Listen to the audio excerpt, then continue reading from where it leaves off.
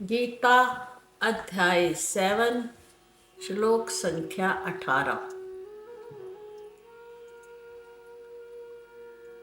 कल भगवान ने 4 प्रकार के सुकृत कर्म करने वालों को बताया था कि मेरे 4 प्रकार के जो अच्छे कर्म करने वाले लोग हैं वो हैं आर्तो, जिज्ञासु, अर्थार्थी और ज्ञानी।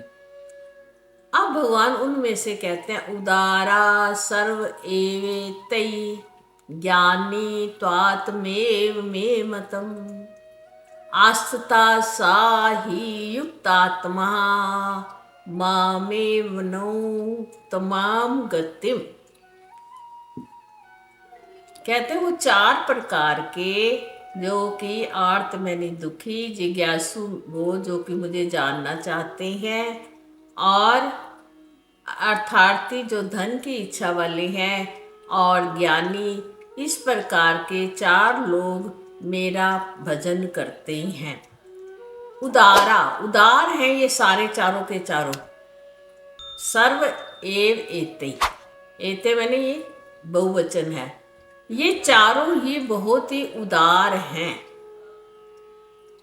त्वात में मत, मेरे मत में, त्वा तू अर्जुन तू आया, तू ये जान मेरे मत में ये चारों प्रकार के जो लोग हैं बड़े ही उदार हृदय के हैं।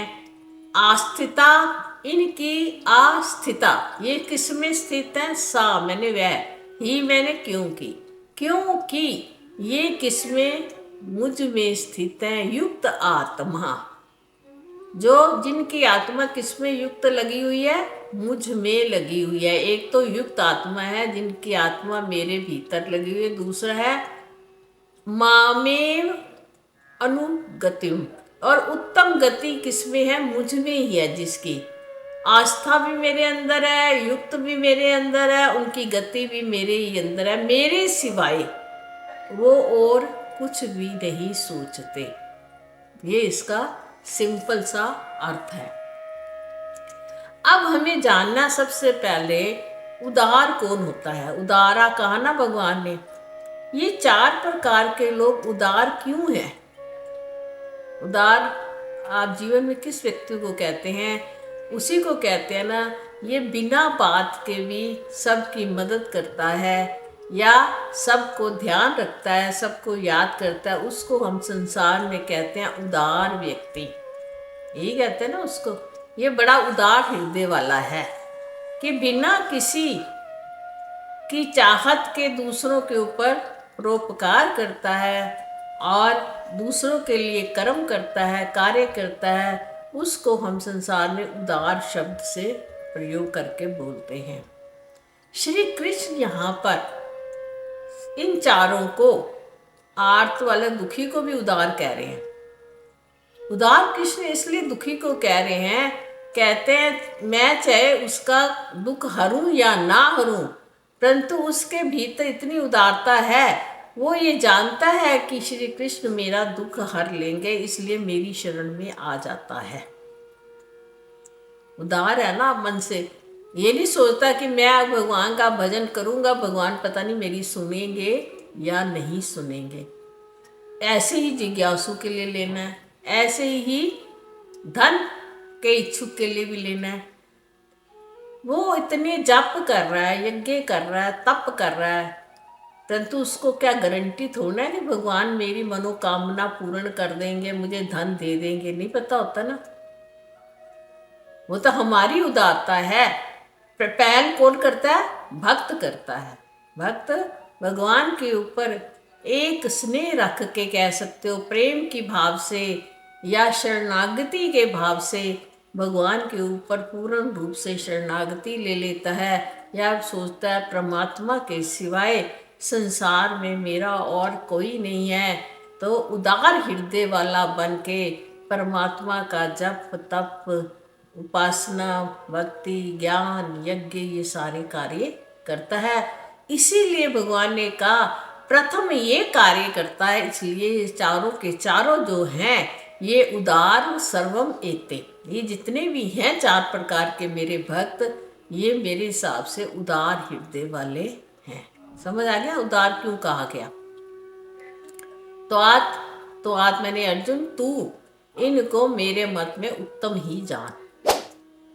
अगली लाइन में कहते हैं आस्थिता, स्थित रहते हैं किसमें, ये चारों के चारों किसमें आस्था रखते हैं, किसमें स्थिति रहती है इनकी, मुझ श्री कृष्ण के अंदर ही रहती है।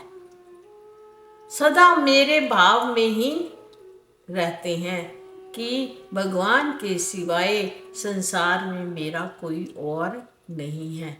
और देखो हम लोग किसका आश्रय लेते हैं, ज़्यादातर लोग मेरा भाई मेरे काम आ जाएगा, मेरा बेटा आ जाएगा, बेटी आ जाएगी, मित्र आ जाएगा, परंतु वहाँ पे कहते हैं सिर्फ किसका आसरा होना चाहिए, एक परमात्मा का आसरा।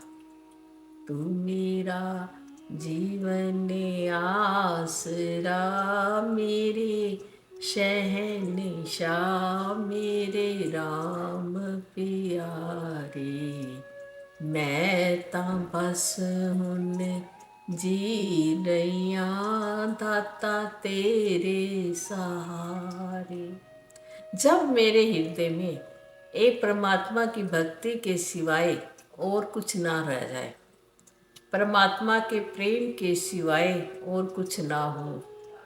देखो भक्ति करने के कई मार्ग होते हैं। एक तो हम भगवान के प्रेमी भक्त होते हैं, एक होते हैं उपासक भक्त हो जाते हैं, एक ज्ञानी भक्त बनते हैं और एक जिज्ञासु भक्त बनते हैं। यानी किसी तरीके से भी पूर्ण रूप से परमात्मा का हो जाना, वो परमात्मा में स्थिति होती है। भगवान कहते हैं अर्जुन जो ज्ञानी है ना, ज्ञान में क्या है, अभिन्नता है, भक्त में क्या है, द्वैत है। तभी तो भगवान ने ज्ञानी तो आत्मे मतम, ज्ञानी तो मेरे मत में, मेरे में ही सदा रहने वाला है। क्यों कहा, ज्ञान में क्या होता है, द्वैत नहीं होता। हम कहते हैं ना अहम ब्रह्मस्मि तत् त्वमसि, यही तो ज्ञान है, जो मैं हूँ सो तू है, जिसको कहते हैं परमात्मा और जीवात्मा एक दूसरे से बिल्कुल मिले हुए हैं। जैसे कि सागर से नदी बिछड़ जाती है थोड़ी देर के लिए, फिर सागर में ही आकर मिलकर शांति को प्राप्त करती है, ऐसे ही जब जीव आत्माएं जो बिछड़ जाती है, जब उनको ज्ञान मिल जाता है कि परमात्मा के सिवाय और कहीं भी मेरी कोई स्थिति नहीं है, तो उसको कहते हैं पूर्ण रूप से परमात्मा के अंदर स्थिति हो जाना, अभिन्नता हो जाना, भिन्नता का जो है वो समाप्त हो जाना। भगवान और परमात्मा और जीवात्मा दोनों आपस में एक ही हैं, दोनों में भिन्नता नहीं है। वो जो शरीर के कारण जो भिन्न भिन्न क्रियाओं में भिन्नता नजर आती है, वास्तव में वो पूर्ण भिन्नता नहीं होती। वो शरीर के माध्यम के कारण हमें भगवान अलग कार्य करते नजर आते हैं और जीव के कार्य अलग नजर आते हैं। भगवान समष्टि में कर रहे हैं, हम व्यष्टि में कर रहे हैं। भगवान जैसे सारी समष्टि का पालन पोषण करते हैं, जीव आत्मा व्यष्टि में बैठकर अपने बच्चों का पालन पोषण करती है। इसी प्रकार समष्टि में परमात्मा जितनी भी उसकी विभूतियां हैं, सूर्य बनकर, चंद्रमा बनकर, तारे बनकर, पृथ्वी भूत, जितनी भी सब परमात्मा की जो अपनी अपरा प्रकृति है, उसको धारण करके परमात्मा उसके भीतर बैठ जाते हैं। पहले भगवान ने अपनी प्रकृति बनाई ना सारी, जैसे कि हम पहले घर बनाते हैं, फिर घर के अंदर चले जाते हैं चेतन रूप में। पहले घर ईंट मिट्टी का ही तो बनाते हैं, फिर जब तक हम उस घर में नहीं जाते तो घर का कोई महत्व नहीं ना रह जाता। इसी प्रकार जैसे परमात्मा ने ये सारे पुतले बनाए, शरीर बनाए, हर कई प्रकार की योनियां बनाई, परंतु जब तक उन सब में खुद नहीं घुसा तो उसको भी आनंद नहीं आया। जैसे कि हम घर बनाते हैं, जब तक घर तभी अच्छा लगता है जब उसमें रहने वाला कोई हो। तो भगवान ने कहा जो ज्ञानी होता है वो बिल्कुल मेरे साथ, मेरे सिवाय कभी किसी के बारे में भी सोचता नहीं है, वो कहता है जो कुछ भी है सब परमात्म रूप है। जितना भी जगत नजर आ रहा है वो सब परमात्म रूप ही है। इसको कहते हैं स्थिति हो जाना परमात्मा के अंदर।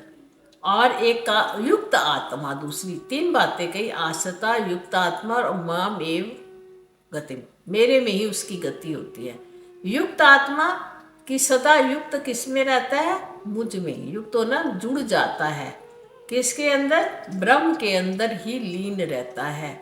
ज्ञानी को संसार की क्रियाओं से करता हुआ भी, इंद्रियों से कर्म करता हुआ भी कहता है कि मैंने कुछ नहीं किया, जो कुछ किया परमात्मा ने किया।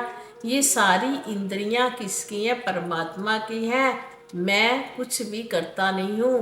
हाथ अपना कार्य कर रहे हैं, पैर अपना कार्य कर रहे हैं, मुख अपना कार्य कर, इंद्रियां इंद्रियार्थेषु वर्तन्ते इति उपधार्यन्। स्पर्शन, प्रलपन, विसर्जन, अनशन, श्वसन, प्रलपन, जो भी कर हो रहा है सब परमात्मा की कृपा से स्वयं ही हो रहा है। मैं सिर्फ इसमें देखने वाला साक्षी एकमात्र हूँ।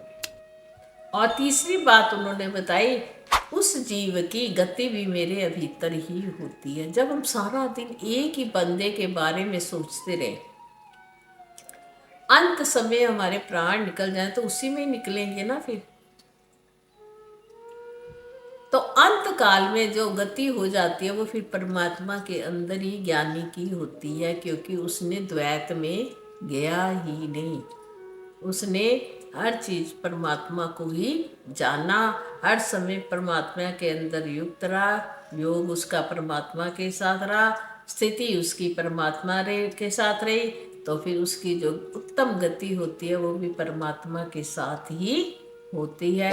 यही पे आके भगवान बताना चाहते थे हमें कि ज्ञानी जो है वो मुझे सबसे ज़्यादा प्रिय क्यों लगता है, कि उसकी ये तीनों आस्था, युक्तात्मा और मामिन व गतिम, जो मेरे में उसकी गति होती है, इस कारण ज्ञानी मुझे बड़ा ही प्यारा है। इसलिए अर्जुन तू भी ज्ञानी बन जा। भगवान को ज्ञानी भक्त बड़े ही प्यारे लगते हैं। हरिओम तत्सत। प्यारे मित्रों, अगर आपको मेरी ये वीडियो या मेरे प्रवचन अच्छे लगते हों तो आप मेरे चैनल को सब्सक्राइब कीजिएगा, लाइक कीजिएगा